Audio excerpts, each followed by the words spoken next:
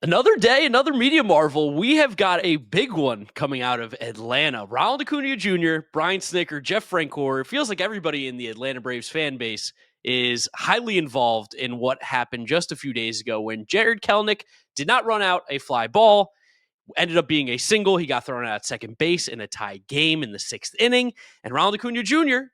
went to Twitter, went to X, and said basically that if that were him, he would have been benched, and that Jared Kelenic not being benched was pretty ridiculous. So we're going to talk about that because it's our rivals in the NL East. I know this isn't necessarily Mets related, but it's Mets.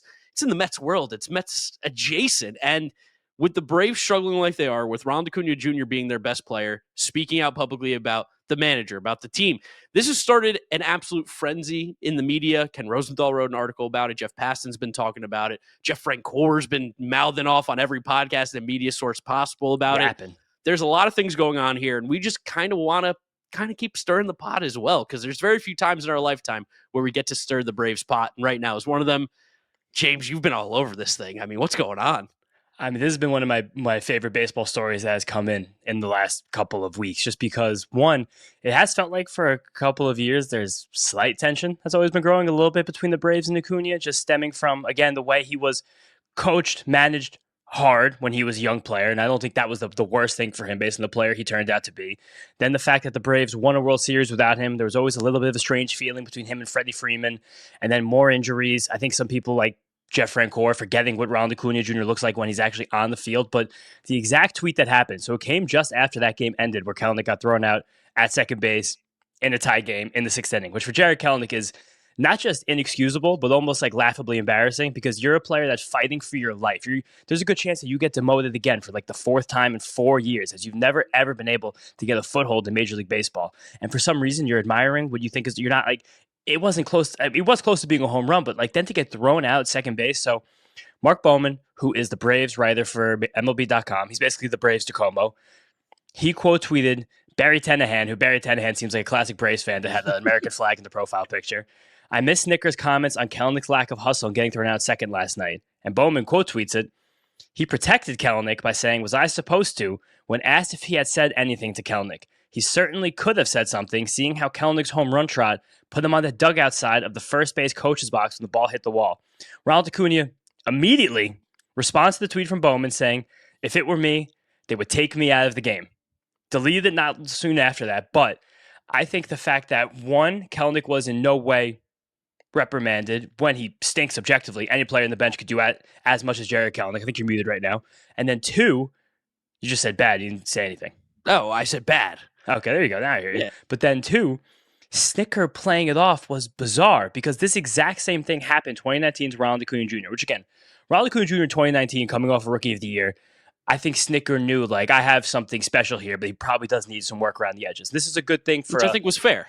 Yeah, an old school like type manager being like, hey, literally the exact same thing happened where Acuna hit the ball high off the wall in right field. He held the bat 2/3 of the way up the baseline, stayed at first base in between the innings, pulled him out of the game for I think it actually might have been Rafael Ortega at the time, which is kind of funny.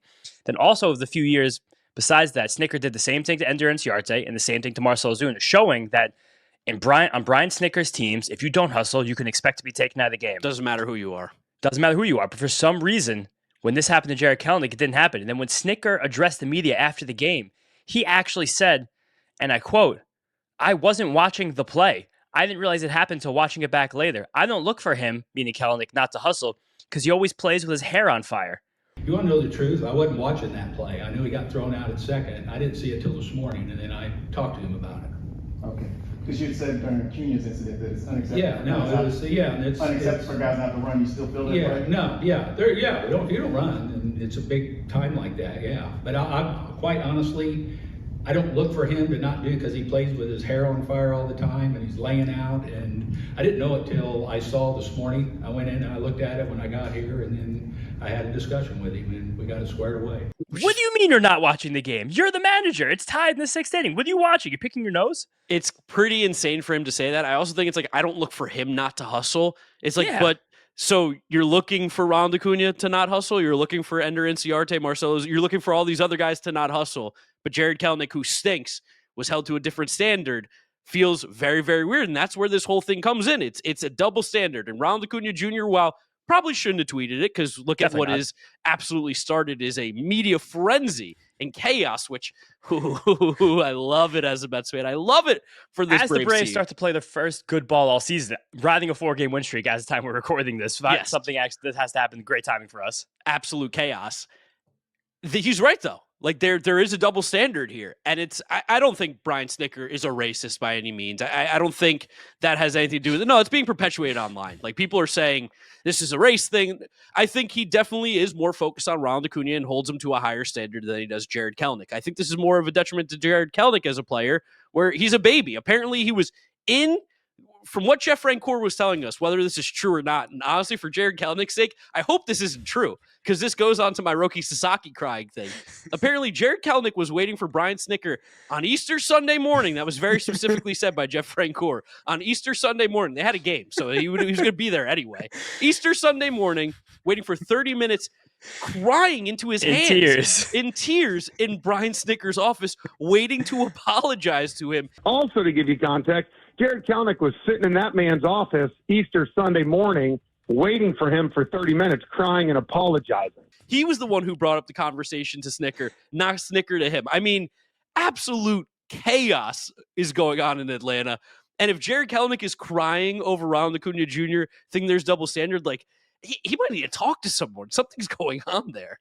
Well, I think this also comes back to it, too, where the biggest thing, like I said before, is that in the exact specific case where Acuña got benched in 2019, Snitker was like, this is someone who, again, could be one of the best players we're ever going to see in our lives. That's borne out to be relatively true besides the injury. So he probably just does need a little bit more help with discipline, consistency, small things like hustle that sometimes you forget when you have otherworldly natural talents that 99.99% of humans on Earth could never even conceive. 40 homers and steal 70 bases in a year. Yeah. When you have that in yourself, sometimes those little things can be missed. And I think that was a critique of Ronald Acuna Jr. when he was young, and even at times over the last few years as well. But then it comes back to Kelenic, where it's like, you just know this guy is so sensitive that he can't even handle something like that. And that's the problem. And there probably also is, again, Brian Snitker is definitely not a racist. There probably are some implicit biases. There's probably something there a little bit, because it's weird that he's benched 3 Latin players and not Jared Kelenic. Like, that did happen.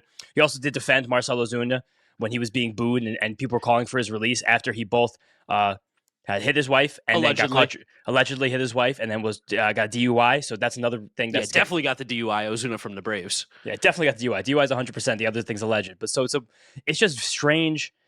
It's strange standards for an organization that is usually so Teflon. They usually can basically do no wrong. And now these things are happening a little bit more in the last few years. And then the outcry from specifically Jeff Francoeur, who I think is wrongfully called a Braves legend. I don't think there's any reason. I think he had 75 really good games as a Brave. That was kind of like calling like Angel Pagano Mets legend. Like, I mean, sometimes I know they bring out Juan Lagares, but calling him a Mets legend is probably similar to Jeff Francoeur being a Braves legend. At least Juan Lagares, I think it was 2 Gold Gloves. Yeah, I mean, he was a great defender. He was a great. He's the last Met to win a Gold Glove. Jeff Francoeur played for the Mets. Yeah, it's true. He's almost remembered, but he's in the booth for the Braves. Like, he does a lot of media for them, so I understand that. He talked a lot about knowing Snitker when Snitker was still in the minor leagues, being like a Bobby Cox guy. That's him talking about baseball. Yeah, that's all totally true. But the fact that he's going on a media tour right now, ripping Ronald Acuna Jr. to shreds, that to me seems counterproductive.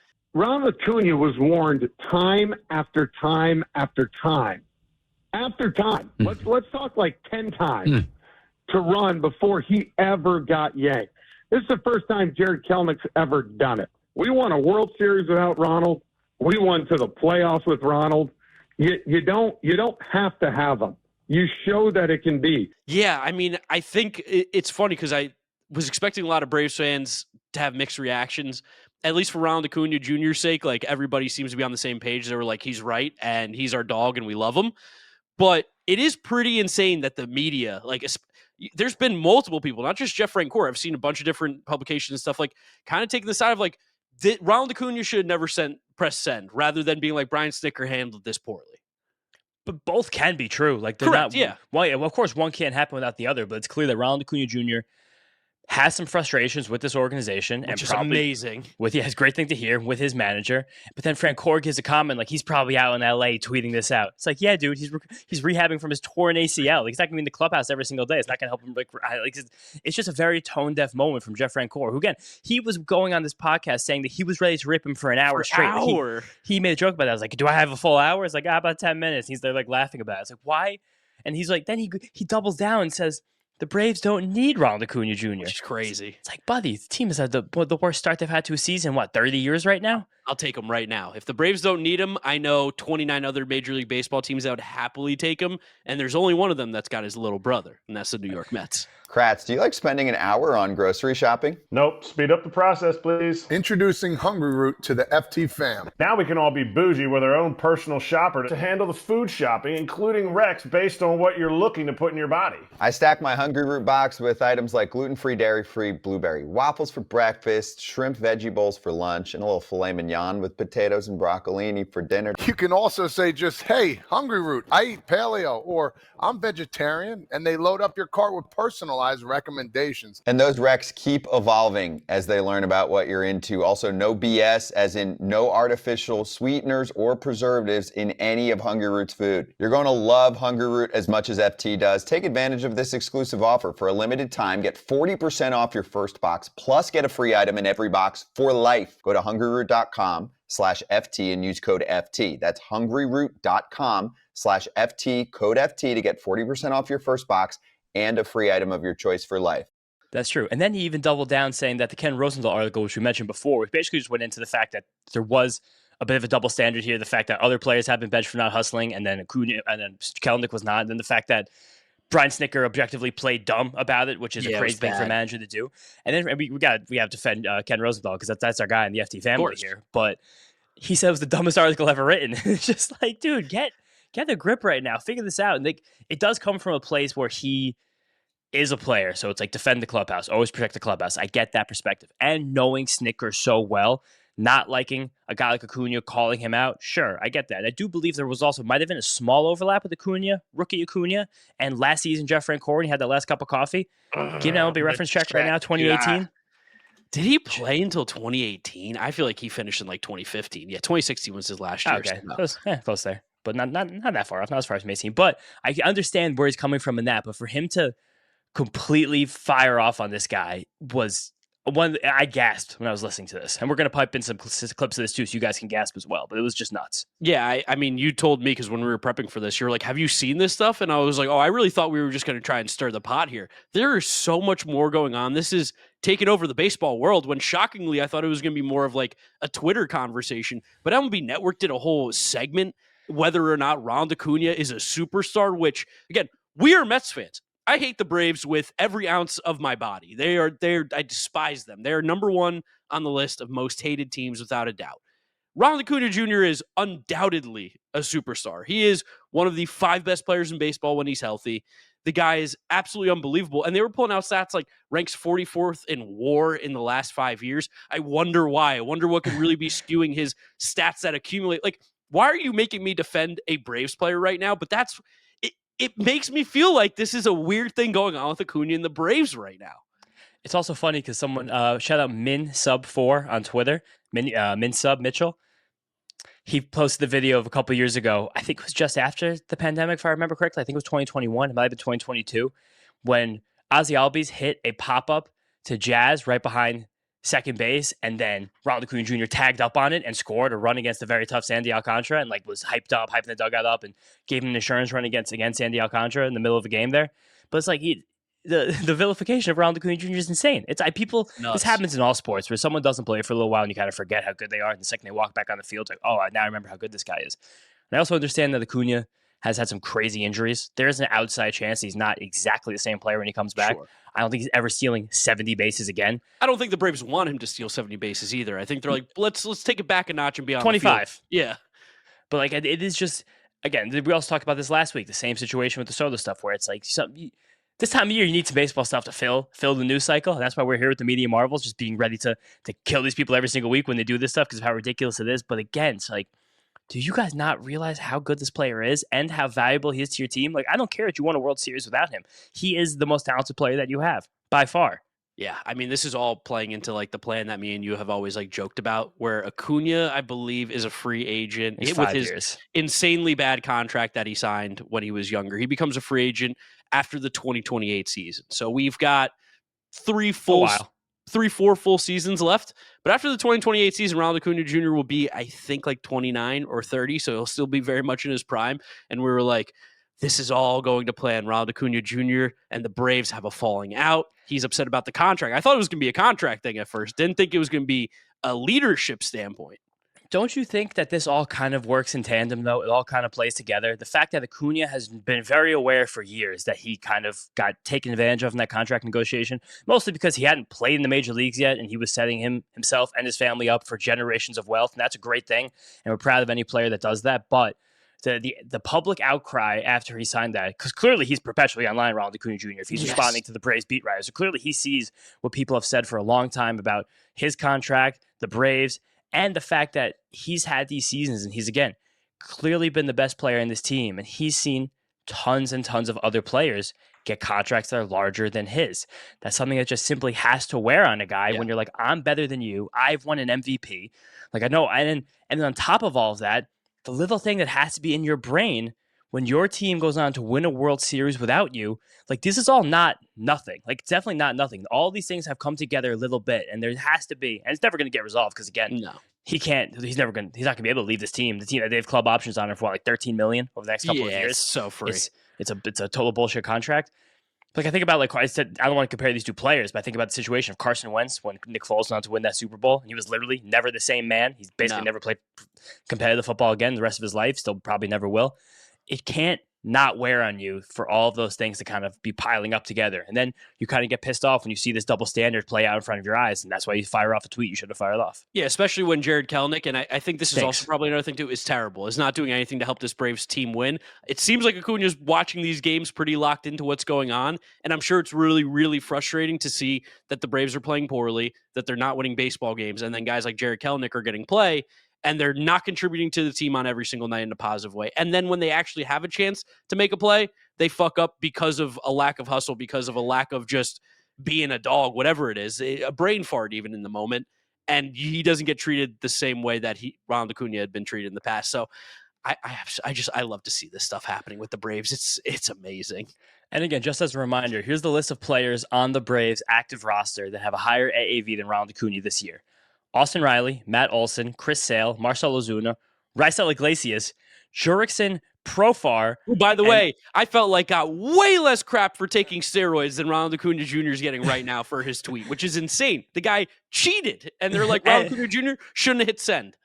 And then along with Acuna, Spencer Strider and Sean Murphy are also in the $12 million range, which is Acuna's $12.5 million this year. Riley and Olsen are both making a lot more over their contract than Ronald Acuna is in those a triple. Years. Yeah. Riley's making triple. And Michael Harris got almost the exact same total value of his contract around Acuna. Oh, not anymore, because Acuna with the player options goes up to $100 million total. But Michael Harris, who had done just as little as Ronald Acuna in the majors, and is not even in the same galaxy of players Ronald Acuna, got $70 million guaranteed. Where Ronald Acuna Jr. really should have been looking at, if he would have waited a couple of years, something like a $500, $600, $700 million contract, and let that. And also, that's probably part of this too. I think a lot of these guys saw the Juan Soto deal and were like, "Damn it, damn it, why didn't I wait?" But like, also again, it all comes back to the Mets. I mean, it always comes back. Everything with the Rays happens to the Mets a little bit. It's in our universe, it's in our sphere, and it's a fun story. I've liked watching this unfold. Oh, I've loved watching it unfold. And again, I really like having his little brother on the team. It's a nice little added, like, playing well. Yeah, playing well, playing good. Braves are in a little bit of chaos right now. Mets are playing good baseball. It's a nice thing to just keep stirring this pot. And I know it's not necessarily a Mets-centric conversation that we just had here, but we're going to try something out. Third episode for the week. Let's see what we got. And here's another one. I want to end it with this because Acuña, again, like, he became such an amazing player. Not that that's because he was benched that one time. Not because he's benched that one time. But when the media asked him about it after the game, he handled it amazingly. He didn't go crying. He didn't go crying in his manager's room. He said, Snicker felt that was a decision we had to make, and I respect that decision. Perfect. That's it. It's a ball player. Yeah. They handled it properly. And now that he was upset about a way that it was not handled, people are going crazy. But hey, that's the Atlanta Braves. I guess we'll keep watching this soap opera unfold as the week goes on here on the Mets'd podcast. Make sure you guys are subscribed to the YouTube channel. We appreciate the support over there. Drop a like on the video as well. If you're listening to us, Apple Podcasts, Spotify, Google, drop us a rating, drop us a review, download, and subscribe. You can follow James on social media at James Shiano. And I'm Draftnik Mark with a C. Thank you guys for listening and watching. We'll catch you all on the next one. Peace out. Peace out, guys. Let's go Mets.